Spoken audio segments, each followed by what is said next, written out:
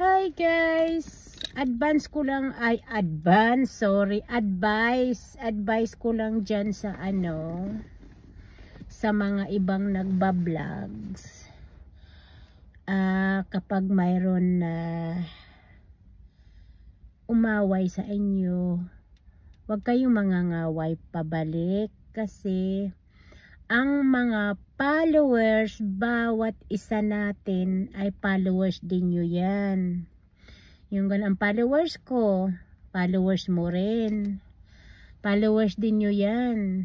Kasi di ba kapwa Turels nagpapaluhan kayo. So, advice ko lang dyan, kapag nangangaway ka sa social media,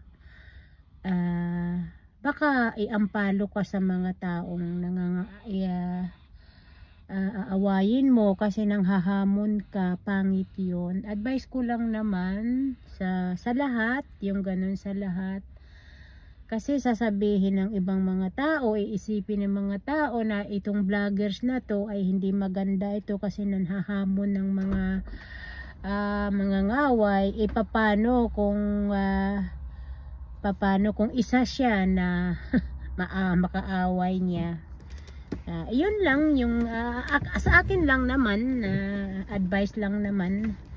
Ako pagka mayroon akong hindi ako pumapatol, ako nangangaway kasi kailangan natin protektahan yung mga pangalan natin kasi nagba-vlog tayo. Hindi yan maganda sample ng lalo ng mga kabataan, yung ganyan, kasi pag nakita ng mga kabataan yan, alam na natin naman yung mga kabataan ay mayroong mga marunong na sa gadget.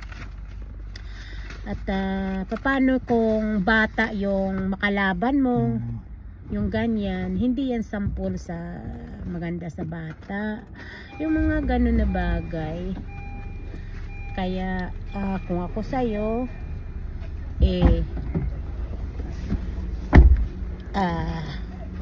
hayaan mo na lang yung mga comment kasi bawat isang tao, followers o hindi natin na maano yung isipan, para sa akin lang naman. So ganon, hindi tayo pwedeng makipag-away sa social media dahil sa lalo na kung nagba-vlogs ka ng ganyan, hindi maganda yan sample sa mga bata, hindi sample sa magandang nakakatingin o nakakabasa, dahil baka iampalo ka ng mga